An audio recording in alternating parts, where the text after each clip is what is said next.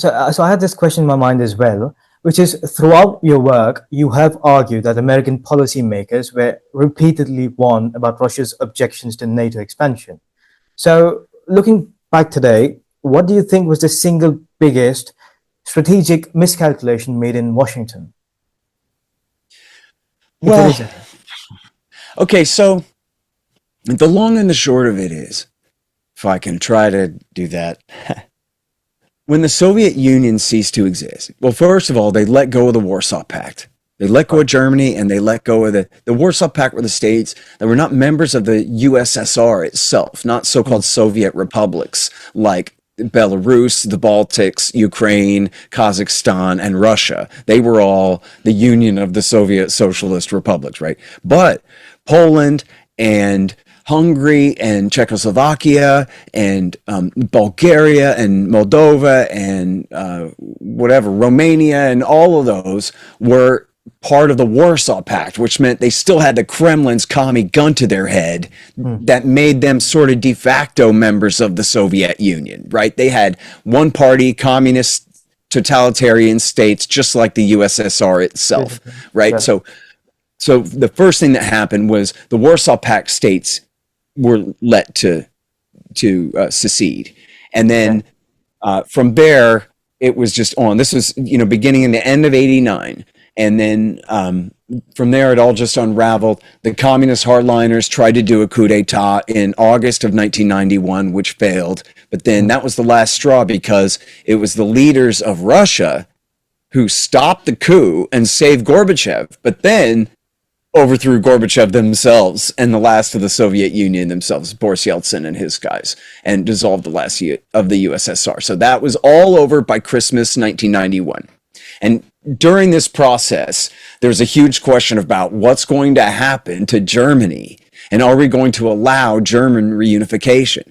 And the leader of Germany at that time, Helmut Kohl of West Germany at that time, was absolutely determined to move on reunification as fast as he could. And so was President George H.W. Bush, Bush Sr., because his idea was, yes, we want to reunify Germany, but our highest priority then is keeping this reunited Germany in NATO and keeping America in Germany. So there's famous British lord who was one of the original architects of NATO, I guess, had said that the purpose of NATO, this was back in the old Cold War, the purpose of NATO is to keep the Americans in, the Germans down, and the Soviets out. Right? So now it's just the same thing. Keep the Americans in, keep the Germans down, and keep the Russians out. Now, but how do you get the Russians out when the Russians are there and they got hundreds of thousands of armed men all over the damn place? So how do you get them to acquiesce and back down? Now, part of it was just they couldn't sustain the thing, but part of it was American sweet talk, which said, one, we promise not to expand NATO. And I can get into details on that because it's disputed, but I win. But anyway, they promised not to expand NATO, but they also promised that NATO ain't even going to matter anymore anyway, because NATO is going to be a more political organization. Bush Sr. himself said this, James Baker and all the rest said this. NATO is going to be, think like, I'm paraphrasing here, but this is what they were selling them. Think like the EU plus America, okay? But NATO is going to be relegated to this separate role, because who needs an alliance when there is no enemy? Right. We don't need an alliance anymore. So what we're going to do is we're going to use what was then called the CSCE, which is now the OSCE, the Organization for Security and Cooperation in Europe. It was then the conference, but whatever. We're going to use the CSCE, which Russia and Ukraine and Belarus and all the Baltics and everybody else are already members of. And we're going to make that the security organization for Europe. And so Russia's already going to be included from the beginning, and it'll be fine. And they were even selling that, I guess, to the Soviets before the Soviet Union was even all the way gone, that they would be members of it now that the Cold War was over. So then in the Clinton years, they replaced that same lie with a separate but equal lie, to coin a phrase, that we're going to do the partnership for peace. And Russia and Ukraine and Belarus and everybody will all be members of that together. But it turned out they didn't mean that either. That really the PFP was only to be a halfway house toward NATO membership for the chosen.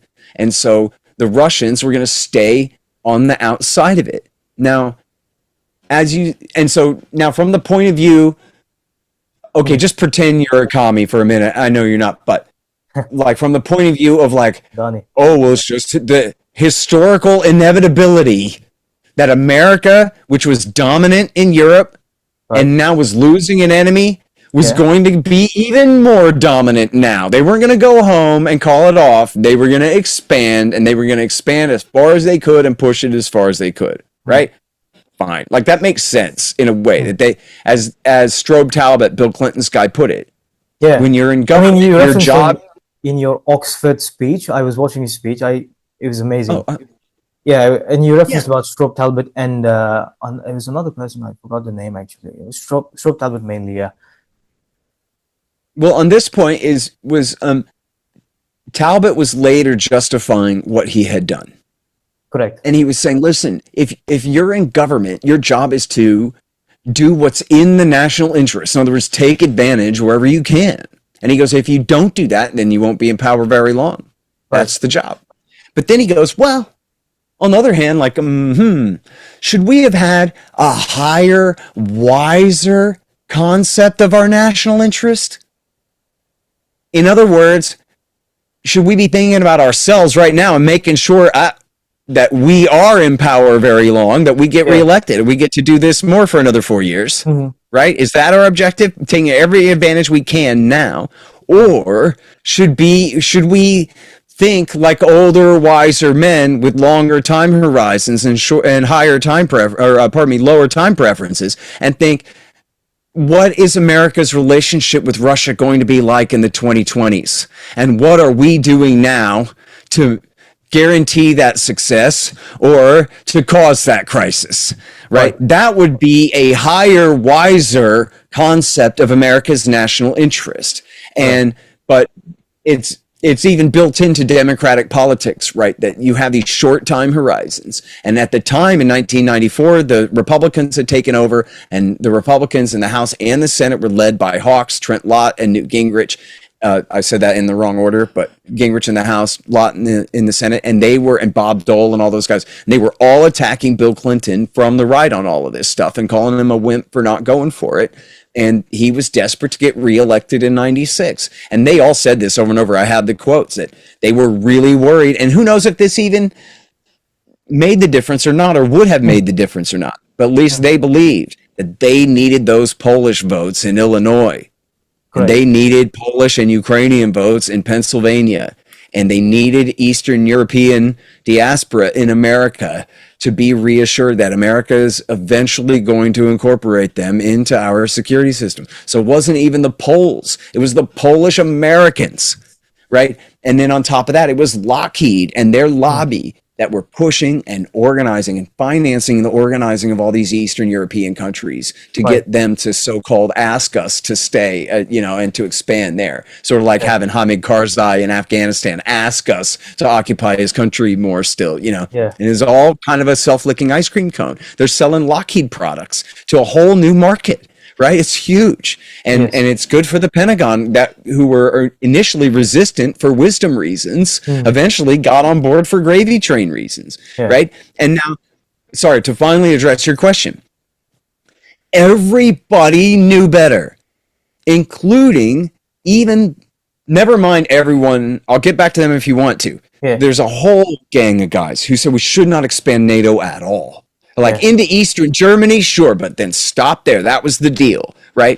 But anything after that, forget about it. And there were so many, but never even mind them.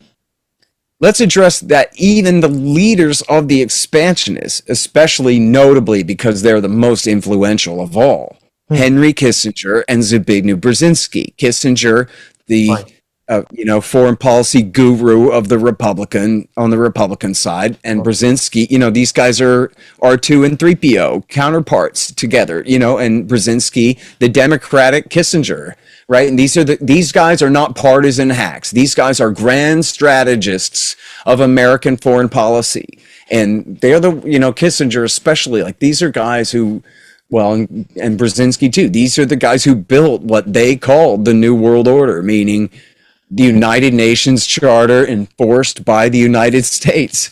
And even they said, whoa, whoa, whoa. I mean, come on. Obviously, when it comes to Ukraine, we're going to have to make a special case because there's a huge Russian population in that country, and it's a very divided country. And we should find ways to make sure that they are kept neutral and they can be kind of a bridge between the two instead of pitting the two powers against each other in a fight over Ukraine's future. Now, Brzezinski was worse on this than Kissinger. As far as I could find, Kissinger seemed more reasonable through over a period of time here. Brzezinski started out not exactly calling for NATO membership for Ukraine, but maybe like for eventual NATO membership for Ukraine, but definitely let's get them on the path to that.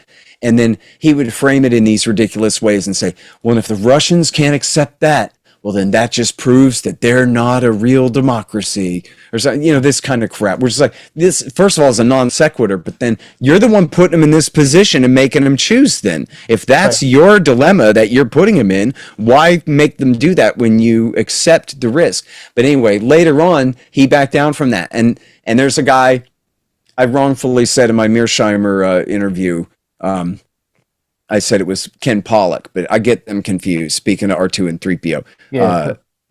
Pollock and O'Hanlon was his counterpart lying us into war in Iraq War II. They're sort of the liberal Democrat hawks saying, oh no, George Bush is right. We definitely do have to do this, everybody, kind of guys. But anyway, I'm just picking on them because they shouldn't be forgiven for that. I don't think they ever asked for forgiveness, so why should we? Yeah. But anyway, O'Hanlon did write a monograph in 2018 saying we should come up with this kind of compromise. Nobody paid any attention because it was at the height of the Russiagate scare. And so it just, was dead on arrival. But there's so many of these guys, and I quote them over and over in my book, and you can find the reference will always be, we should do the Finland model or the Finlandization or the Austrian model, right? Because these are the sort of the cliches or the analogies from the old Cold War, because Austria and Finland both were not occupied by NATO troops or Warsaw Pact state troops, and they were not forced into either military alliance. And there might have been war over them if they had decided to join. So instead, they decided to hedge their bets and stay out of both. And for political and military reasons at the end of the war. I think actually Soviet troops did occupy Austria until the early 50s, if I remember that right. But eventually they did leave Austria and allowed them to have this sort of neutral stance. And so that then became the marker. And they would say, we have to do that for Ukraine. Obviously, we need an Austria model for Ukraine. Obviously, we need a Finland model for Ukraine. But the thing is, they just went ahead and they did it anyway. And the problem, of course, is only a select few people calling shots at certain times. And they just called the worst shots. And quite frankly, Joe Biden is just the worst of them all. I mean, never did a blowhard blow harder than this idiot a-hole, right? Like, he might as well have been up there with John McCain on the stage in the Maidan coup. He's again, with the counterparts, right? He's the perfect pair for John McCain on the other side of the aisle in the Senate that whole time, and the worst NATO expansionist hawk the whole time. And the worst at, of course, blaming the victim the whole time and saying anything the Russians do in reaction to what we do to them is just proof of their perfidy and all of that. And he helped very hard to push to make things worse during the Obama years. And then they made the guy president, for God's sake. He was in charge, got the whole war kicked off. And, he's the perfect, not to give any, slack to the Hawks. They don't deserve it, but it's like kind of true. They would, maybe the Hawks would only get this half right, maybe, but I would say both halves are important. That Biden was at once extremely provocative, and on the other hand, extremely weak and befuddling and stupid, and looked easy to take advantage of. Right. And so it was under Joe Biden. Perfect recipe for conflict. Right. Go ahead. It was under Joe Biden, actually, in I think in 2024 or 2023, October the 7th, also took